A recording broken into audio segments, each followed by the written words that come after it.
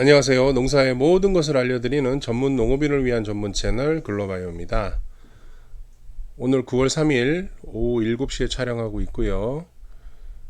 지금 조금 경로가 바뀌었습니다. 내륙 쪽으로 조금 더 태풍이 올라온다고 예측을 하고 있는데요.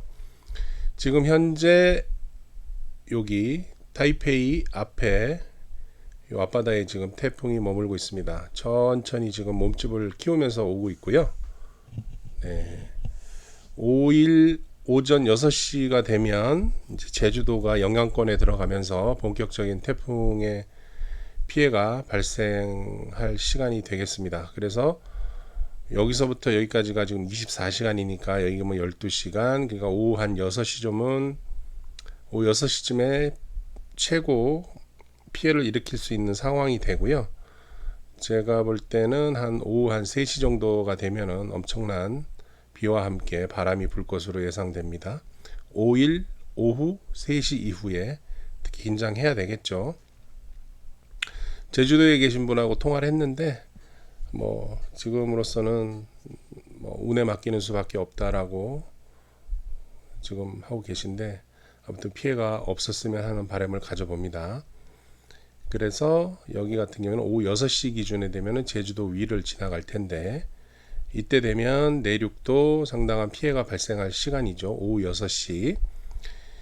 그리고 그 다음날 아침 6시가 되면 부울경을 본격적으로 치고 나갈 거고 아마도 오후 한 6월 6일 한 12시 정도 되면은 거의 이제 피해 갈 것 같다는 생각이 드네요. 그래서 오후 한 6, 7시서부터 그 다음날 12시까지 한 12시간 한 7, 8시간이 이제 가장 큰 고비인데 지금 보시면 바깥쪽에 원이 있고 가운데 원이 있고 안쪽에 원이 있죠. 지금 속도로 따지게 되면 요 가운데가 80노트이기 때문에 바깥쪽으로 갈수록 속도가 좀 떨어집니다. 그리고 요 가운데 라인 빨간 라인 있는 데가 상당히 이제 피해가 많이 발생할 것으로 예상되는 지역인데 얘가 이렇게 오면서 여기를 치게 되면 이쪽 거제도나 여수 통영 쪽에 피해가 많이 발생할 텐데 이쪽 하게 되면은 전라남도, 경상남도, 경상북도, 대구 지역, 강원도 일부까지 가장 큰 피해가 발생할 것으로 예측이 되고 상당히 좀 우려가 됩니다. 반면에 이제 이 내륙 쪽도 바람은 워낙에 강하기 때문에 충청도, 전라북도 이쪽도 상당히 피해가 발생할 것이라고 예상이 되고요.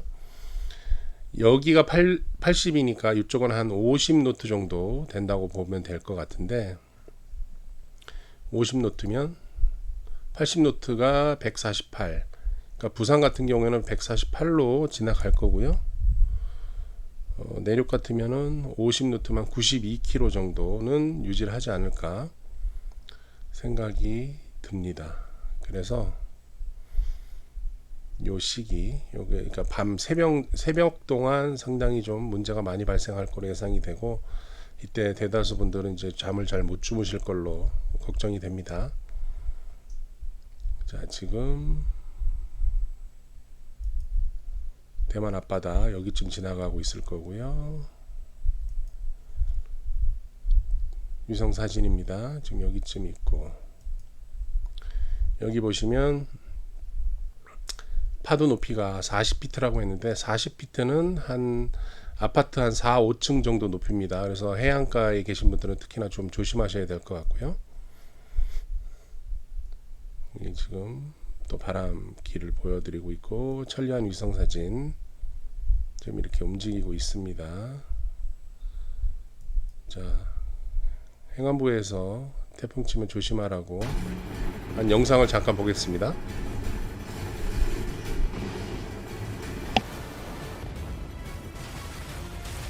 태풍은 막을 수 없지만 피해는 막을 수 있습니다. 태풍, 이렇게 대비하세요. 태풍이 예보되면 수시로 태풍의 진로 및 도달 시간 등을 확인하고 주변의 위험 요소들을 점검해 주세요. 실내에서는 문과 창문을 닫고 외출을 자제하며 손전등과 식수 등 비상물품을 준비해 주세요. 외출 시에는 감전의 우려가 있는 전신주, 가로등, 신호등을 만지지 않도록 주의하고 농촌에서는 논둑이나 물고 점검을 나가지 않는 것이 좋으며 공사장, 하천, 해안가와 같은 위험 지역은 가까이 가지 않도록 피해주세요. 자동차는 미리 침수 위험 지역에서 이동시키고 간판, 비닐하우스, 선박 등은 단단하게 고정해 피해를 예방해주세요. 산간과 계곡 등의 야영객은 안전한 곳으로 이동하고 저지대, 상습 침수 지역, 산사태 위험 지역에서는 주변 사람들과 함께 대피해주세요. 태풍 시 지켜야 할 5가지 행동 요령 미리 알고 실천하면 피해를 막을 수 있습니다. 농진청에서 저희 이제 농업인이기 때문에 농축산 쪽 관련해서 이제 농진청에서 김금 속보 태풍 관련해서 이제 준비 대비하자 나와 있죠. 벼는 이제 쓰러진 피해 잠기는 거 이거 문제가 발생할 수 있으니 해안가 같은 경우는 바닷물이 역류해서 문제가 될 수 있다. 결론은 이제 제방이나 논두렁을 지금 태풍 오기 전에 충분히 이제 좀 관리를 해 주시면 될 것 같습니다. 밭작물도 역시 배수 물이 잘 빠지게끔 미리 조치를 해 놓는 게 좋을 것 같습니다. 과수 같은 경우에는 가지를 정리하라고 하는데 지금 뭐 시간상이나 현실적으로 좀 많이 어려운 상황이라서 일단 보험을 잘 들어 놓으셨다면 그나마 좀 차선책으로 마음이 좀 안정되지 않을까 하는 생각이 들고요. 축사 같은 경우에 이제 분뇨가 문제가 되겠죠. 넘치고 해서 강으로 흐르거나 하게 되면 문제가 될 거고 동네가 좀 지저분해질 수 있으니까 그거 대비하라고 했는데 이것도 뭐 어쩔 수 없는 상황이고 시설물 같은 경우에 이제 배수로 정비 그러니까 물이 잘 빠져야 모든 게 이제 좀 안정화가 되기 때문에 그 다음에 뭐 이동 기계나 바람에 쉽게 넘어져서 부서질 수 있는 장비나 자재들은 미리 좀 안전한 곳으로 옮겨놓고 자동차도 이제 빠지지 않는 좀 높은 지역에다 올려놓고 또 여차하면 대피할 수 있는 항상 준비를 좀 해놓으시면 좋을 것 같습니다. 침수 지역에 계신다 그러면 일찌감치 그 지역 나오셔야 되고요. 네, 이렇게 조심하자라는 이야기였습니다. 자, 그리고 이제 이 바람의 위력에 대해서 우리가 얘기를 좀 해볼 건데요.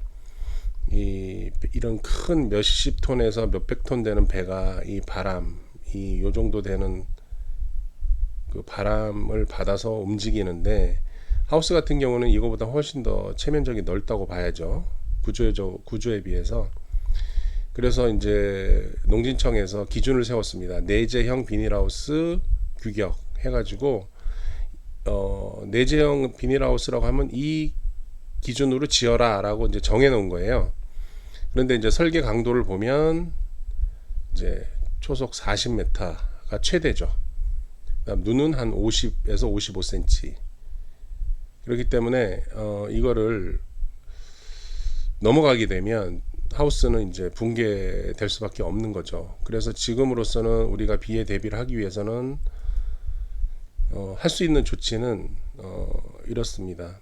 비닐하우스는 일단은 구멍이 생기면 그 구멍을 통해서 바람이 들어가서 하우스를 공중으로 띄워버립니다. 그리고 굴리죠.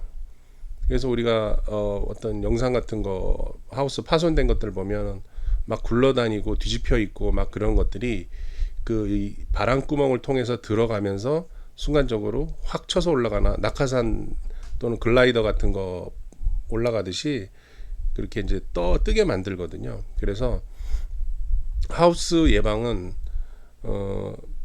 구멍을 다 막으셔야 됩니다.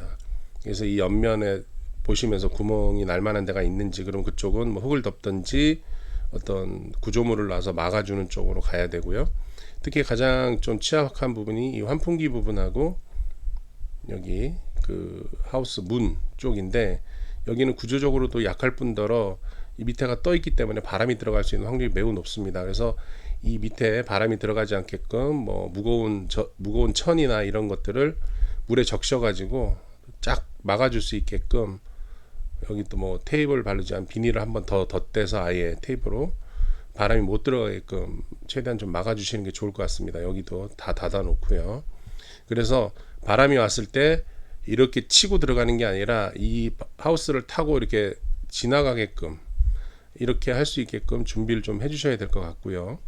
근데 만약에 그렇게 다 했음에도 불구하고 지켜보시다가 도저히 하우스가 못 견딜 것 같다라고 생각이 드시면 장대에다가 칼날을 묶어서 하우스를 다 찢어야 됩니다. 그래서 바람이 그냥 뚫고 지나가게 해야 됩니다.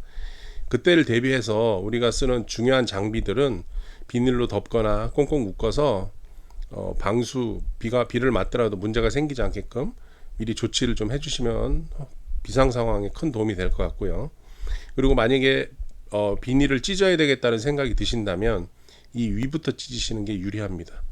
왜냐하면 옆에를 들어 올리는 순간 바람이 쳐서 천정을 밀어서 공중을 띄울 거기 때문에 천정을 다 뚫어놓고 바람이 휘잉 들어가는 사이에서 옆에를 말아서 올려버리면 그다음에 앞에도 찢어야 되겠죠. 이 부분도 어느 정도 찢어줘야 될 것 같습니다. 1차 이거 찢고 올린 다음에 지켜보시다가 이 얘가 또 문제가 되겠다 싶으면 얘도 찢어야 됩니다.